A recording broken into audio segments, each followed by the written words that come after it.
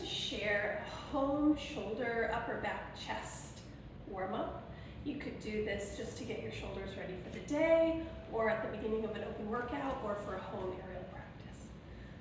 We'll start by just checking in with some circles. Notice how your shoulders feel today, going both directions. And then a nice easy half circle or full circle with the head. Taking time to breathe into the lung. On the opposite side that the head is going to, make a lot of space.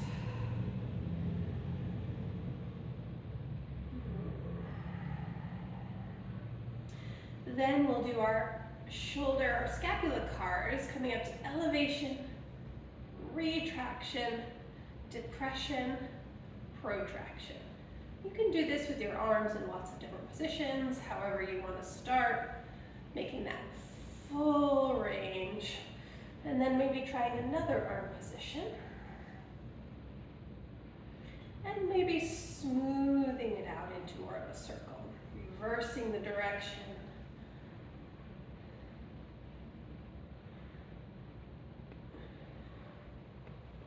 And we'll just let the arms relax. Externally rotate the arms. So I'm rotating the arm bones outward and bring the arms up overhead. Keep that external rotation and press back at the edge of the range. Then internally rotate and squeeze the arms together. Externally rotate, press back, internally rotate, squeeze forward. Trying to keep the breath smooth and open. And then reverse, reach the arms back and come up and over. For this round, you can keep the external rotation the whole time. And you could also explore reversing the rotation so it goes external back and internal forward. And then we'll grab a stretchy band of a medium to light resistance. When we're working rotator cuff, we definitely want to err on the side of light resistance and more reps. Just starting with an easy, so this is external rotation again, waking up the rotator cuff muscles, asking them to help us out. And you could also do this one side at a time, anchoring your band.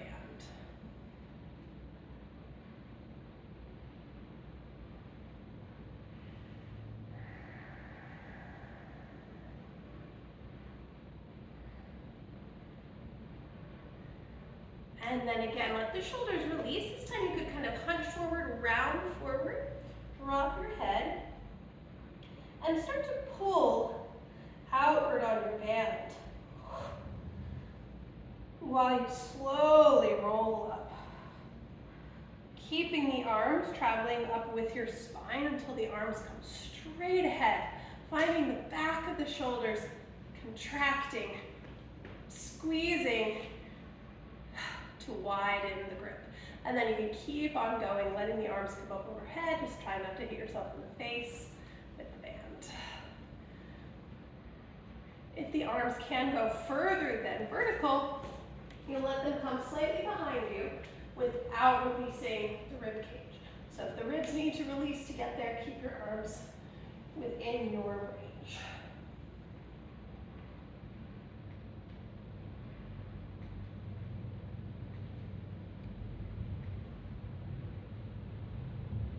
Big chest opener here. I'm letting, so the band is taut, I'm allowing the band to close to give me a bit of a pec stretch, wide open chest, I can still breathe. And then a release. Good. My shoulders are feeling warmer already. So next we do this in class, you can choose the resistance, a lighter band or a heavier band, on the upper arm side of the elbow, and bring the hands just above the elbows. Find like a middle position with the shoulder blades, and then we're going to rotate the upper arm bone externally again, The hands are moving because the upper arm is moving. If I have very flexible elbows, I might be able to do it without doing much rotation. Here, I really want to find the rotation and not let the band close. So there's gentle outward pressure at the same time. Depending on your body, we're going to try to go to a slightly further end range position, so we can lift our elbows a little higher. For some folks, they could lift very high. My shoulders, this is kind of the edge for me.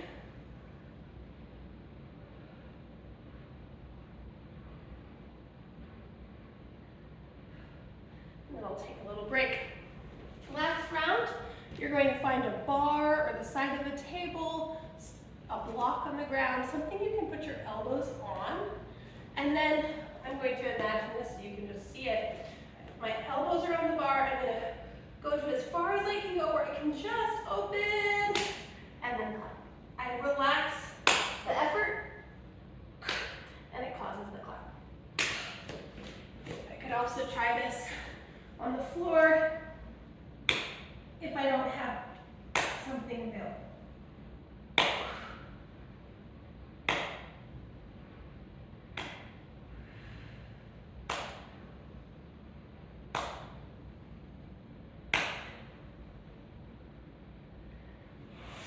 All right, hopefully now we're feeling that external rotation is working really nicely. So you may want to take a few internally rotated motions just to get that opposition. In aerial, when our arms are overhead, when our humerus gets above, parallel to the floor, we want to be in external rotation. If we're working on a skin the cat type of skill or something where our arms are behind our back, that's when we'll use the internal rotation to keep the shoulder safe and give us the most range there. So we'll add a twist now for the middle of our back flexibility, our thoracic spine, and I can band this for a little extra by bringing a band from my shoulder under the armpit to the opposite hand. That will ground down, and then whichever side is banded, I'm going to open up, and the band will assist my twist. So the stronger the band or the tighter, the more assist you get, and then I resist into it as I close.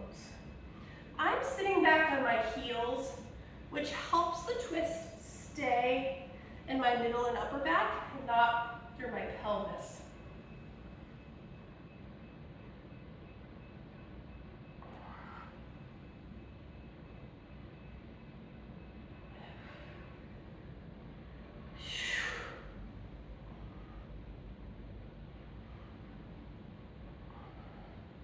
After 8 or so, you can add at the back, lift the hand off the head, extend the arm, close the arm, and fold again.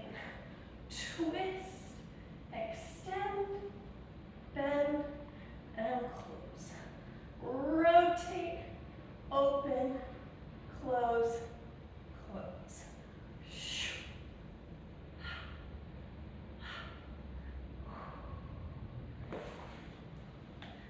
Give that a little break. Maybe noticing how you feel. I can feel that it feels much more spacious to rotate this way. This way feels tighter and more restricted. So we'll balance that off by bringing the band to the other shoulder. Behind the back. Find your hips down to your heels. Now if that's too deep of flexion in your knees, you could tuck your toes under or put a pillow between your thighs and your legs, but if possible, try to have the pelvis connected to your legs or to the floor to something to keep the pelvis from rotating.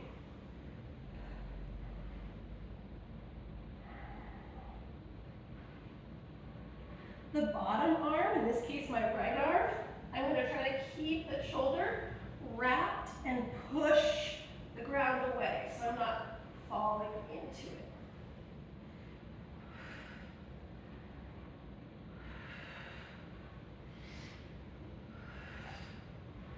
After 8, you can add that hand lift, extend the elbow, bend, and close.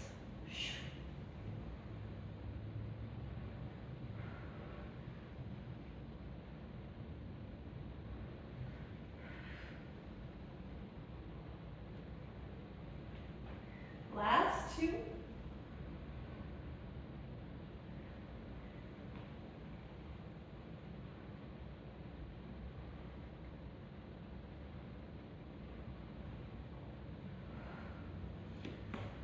And then release the band. Notice how that feels, hopefully a